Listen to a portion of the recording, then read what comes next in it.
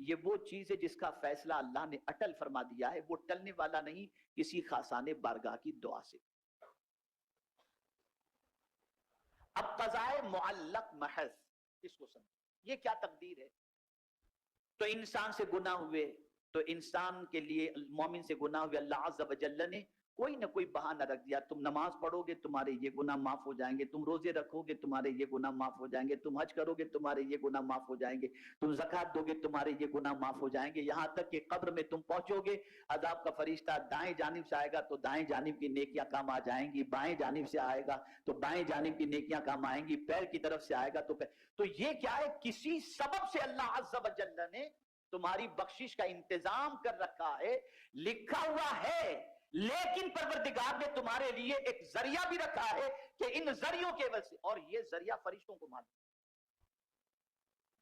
یہ ذریعہ فرشتوں کو معلوم ہے کہ پروردگار اس عمل سے اس بندے کے اس گناہ کو معاف فرمائے گا۔ تو یہ ایک قضائے جو ہے وہ محض جو ہے، یہ قضاء، یہ ایک تقدیر ہے۔ اب تیسری قسم آپ سمجھیں، قضا شبیب مبرم، مبرم تو نہیں لیکن شبیب مبرم، اللہ نے لکھا نہیں ہے، اللہ نے لکھا نہیں ہے، لیکن اس کے علم میں یہ بات ہے کہ میرا بندہ یہ کرے گا نا۔ فرشتوں کو بھی نہیں معلوم اس قضا کے بارے میں، فرشتوں کو بھی نہیں معلوم، اور اللہ نے لکھا بھی نہیں ہے، لیکن میرے پیارے آقا صلی اللہ تعالی علیہ وسلم کے پیارے دیوانوں، اللہ کے علم میں ہے یہ بات کہ میرا بندہ یہ کرے گا نا تو اس کی زندگی بڑھا دوں گا، اس کی روزی بڑھا دوں گا۔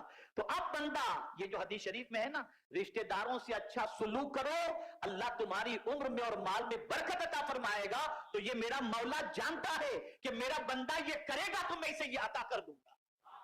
اب یہاں جو غلطی سب سے بڑی ہوتی ہے وہ یہ ہے کہ آدمی تقدیر کا بہانہ بنا کر سب کرنے سے رک جاتا ہے، یہ نہیں ہونا چاہیے۔ اور ایسی دلیل میں آپ کے سامنے لاؤں گا کہ انشاءاللہ العظیم اس دلیل کو سننے کے بعد آپ کا ایمان بھی پختہ ہوگا اور آپ تقدیر کا بہانہ بنانا بھی چھوڑ دیں گے۔ بہت سارے اوراد و وظائف اور اعمال ایسے بتائے گئے جو مختلف پرابلم کے سولیوشن ہیں۔ مثال کے طور پر ایک صحابی گرفتار ہوئے، رسول رحمت صلی اللہ تعالی علیہ وسلم کی بارگاہ کے اندر ان کے والد پہنچے اور کہا، یا رسول اللہ صلی اللہ تعالی علیہ وسلم، میرا بیٹا گرفتار ہے اور اس کی ماں اس کی جدائی کے اندر بہت رو رہی ہے، یا رسول اللہ صلی اللہ تعالی علیہ وسلم اس کے سلسلے میں کرم کی نظر فرمائیں اور کچھ بتائیں کہ کیا کرنا چاہیے۔ تو آقا کریم صلی اللہ علیہ وسلم نے فرمایا، اتق اللہ واصبر۔ رسول اعظم صلی اللہ علیہ وسلم نے فرمایا، اللہ تعالیٰ سے ڈرو، صبر کا دامن مضبوطی سے پکڑو۔ اور پھر حضور صلی اللہ علیہ وسلم فرماتے ہیں، میں تجھے اور تیری بیوی کو حکم دیتا ہوں کہ تم کثرت سے لا حول ولا قوت الا باللہ پڑھو۔ ارشاد نبوی سن کر وہ صحابی اپنے گھر لوٹ اور اپنی بیوی کو سارا ماجرا آ کر بتایا۔ وہ نیک بخت بیوی کہنے لگی، حضور صلی اللہ علیہ وسلم نے جس چیز کا ہمیں حکم دیا وہ بہت ہی عمدہ ہے۔ پھر ان دونوں میاں بیوی نے بکثرت ورد شروع کر دیا، چنانچہ اس کی برکت سے دشمن ان کے بیٹے کی طرف سے غافل ہو گئے اور وہ ان کی غفلت سے فائدہ اٹھا کر وہاں سے نکل گئے اور اللہ نے رہائی عطا فرمائی۔ سبب تھا لا حول ولا قوت الا باللہ، اور یہ بہت بڑا عمل ہے۔ خدا کی قسم اس عمل کی برکت میں آپ کو بتاؤں تو آپ کی عقل دنگ رہ جائے گی، کتنا پاورفل ہے یہ عمل، کتنا پاورفل۔ میں ایک حدیث شریف ایک قول آپ کے سامنے پیش کرتا ہوں۔ علامہ پانی پتی اپنی تفسیر مظہری میں اس آیت کے ضمن میں، یعنی وَمَن يَتَّقِ اللَّهَ يَجْعَل لَّهُ مَخْرَجًا وَيَرْزُقْهُ مِنْ حَيْثُ لَا يَحْتَسِبُ وَمَن يَتَوَكَّلْ عَلَى اللَّهِ فَهُوَ حَسْبُهُ إِنَّ اللَّهَ بَالِغُ أَمْرِهِ قَدْ جَعَلَ اللَّهُ لِكُلِّ شَيْءٍ قَدْرًا۔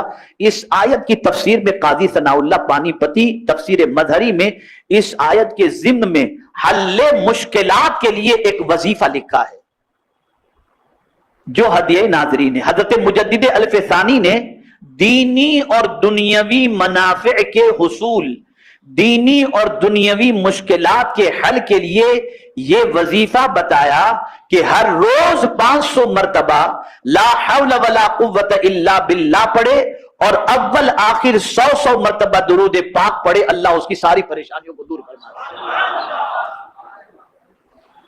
اب ہمارے یہاں تعویذات کے لیے اور دیگر چیزوں کے لیے لوگ آتے ہیں تو کہتے ہیں حضرت بس کچھ کر دیجئے، اور ان سے کوئی یہ پڑھو، کہاں حضرت یہ بہت مشکل ہے۔ تو آپ سے میں ایک چیز عرض کروں کہ اس طرح سے کام نہ کریں۔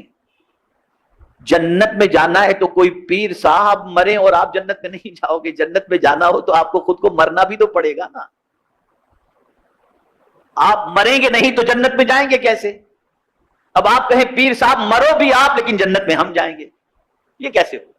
تو یہ اولیاء کرام جو اوراد و وظائف عطا کرتے ہیں، اس سے مصیبتیں ٹلتی ہیں، پریشانیاں ٹلتی۔ اب وہ لوگ جو تقدیر کا رونا رو کر اور تقدیر پر بھروسہ کر کے چپ چاپ بیٹھ جاتے ہیں اور کہتے ہیں اب جو کچھ تقدیر میں لکھا ہے وہ ہو کر کے رہے گا، اس کے لیے ایک حدیث، اور اتنی پیاری حدیث شریف ہے کہ میں یہ سمجھتا ہوں کہ اس حدیث مبارکہ کو ذہن میں رکھ کر، خدا کی قسم آقا کا سچا عشق ہوگا نا تو کوئی آدمی کبھی بیکار بیٹھے گا ہی نہیں، وہ متحرک ہو جائے گا، وہ دوڑ دھوپ کرنے والا بن جائے گا، وہ محنت و مشقت کرنے والا بن جائے گا، وہ تقدیر کا بہانہ کرنا چھوڑ دے گا۔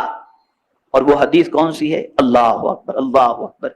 میرے آقا صلی اللہ علیہ وسلم فرماتے ہیں الکاسب حبیب اللہ، سرکار صلی اللہ علیہ وسلم فرماتے کسب کرنے والا، کام کرنے والا اللہ کا حبیب ہے، اللہ کو بہت پسند۔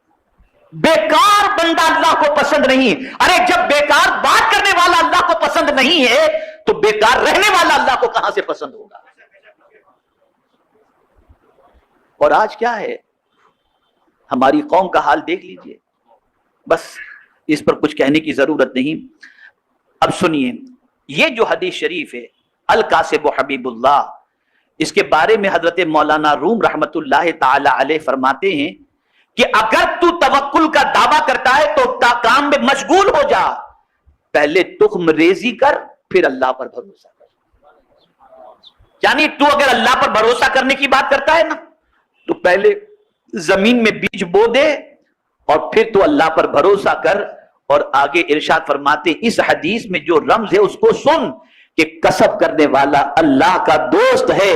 توکل کی وجہ سے اور تقدیر پر بھروسہ کرنے کی وجہ سے انسان کو کبھی بھی کام میں سستی نہیں کرنا چاہیے، اسے کام کرنا چاہیے۔ میرے پیارے آقا صلی اللہ علیہ وسلم کے پیارے دیوانوں، بلکہ سلف صالحین تو تاکید کرتے ہوئے فرماتے ہیں کاروبار کرو اور رزق حلال کماؤ، کیونکہ تم ایسے، غور سے سنیے گا، کیونکہ تم ایسے زمانے میں ہو جب کوئی شخص محتاج ہوتا ہے تو سب سے پہلے وہ اپنی متاع دین و ایمان کو بیچنا شروع کر دیتا ہے۔ جہاں آدمی محتاج ہوا کہ پہلے اپنا دین بیچے گا اور اپنا ایمان بیچے گا۔ تو میرے پیارے آقا صلی اللہ علیہ وسلم کے پیارے دیوانوں، تجارت کرو، کسب کرو، محنت کرو، یہ ساری چیزیں کرنا ہماری ذمہ داری ہے اور رسول رحمت صلی اللہ علیہ وسلم کی سنت